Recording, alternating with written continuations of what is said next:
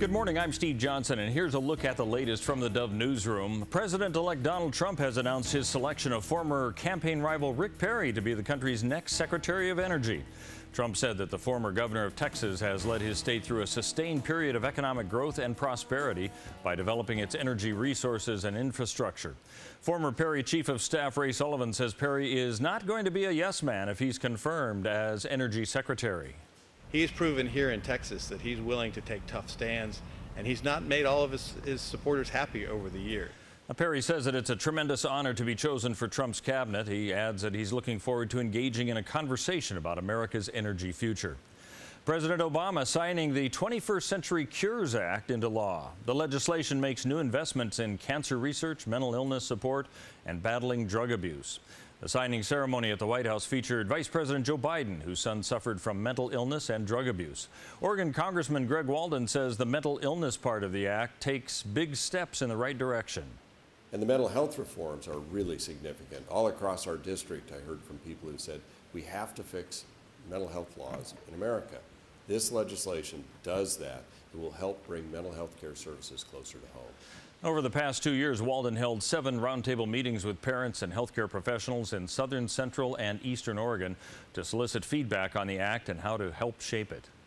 Oregon's unemployment rate dipping to an even 5%. The state employment department released the figures Tuesday, saying non-farm payroll employment grew by 2,500 jobs in November. And that helped the jobless rate fall from 5.3% in October.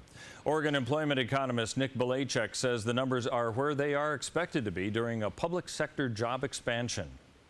The unemployment rate dropped to 5% in November. That's down from 5.3% in October. So Oregon's unemployment rate has averaged about 5% throughout this year, which is where we'd expect it to be during an economic expansion. The agency says construction has enjoyed strong job growth over the past 2 months, adding 2,300 jobs in October and another 1,000 in November. Grants Pass Fire and Rescue, along with Rural Metro Fire, responded to a fully engulfed motorhome. The fire had burned for a while prior to arrival, and most of the RV was consumed by the time the crews arrived. The fire was quickly extinguished. Cause remains under investigation. The RV belonged to someone other than the property owner and was not present at the time. No injuries reported, and no other nearby property was damaged by fire. Well, let's take a look now at what we can expect on the weather scene, because we do have some snowy and wet areas for sure. For Northern California, expect the rain to continue falling today with a high of 50. Rain and snow likely tomorrow with a high of 43. Then clearing skies, still going to be on the cool side into the mid-30s for the highs, but sunny skies Friday through Sunday. As we head into the Klamath Basin, rain and snow mixed for today and tomorrow. High of 42 today, 39 tomorrow. Down to 30 for the high on Friday, but mostly sunny skies through Sunday. As we head along the Oregon coastal area, rain expected today with a high of 44, then mostly sunny Thursday through Sunday with highs in the mid-40s. As we head into the Bend area of Central Oregon, snow flurries expected today with a high of 21. Cloudy tomorrow and 30, and then sunny but cool, 20 degrees the high for Friday and mostly sunny.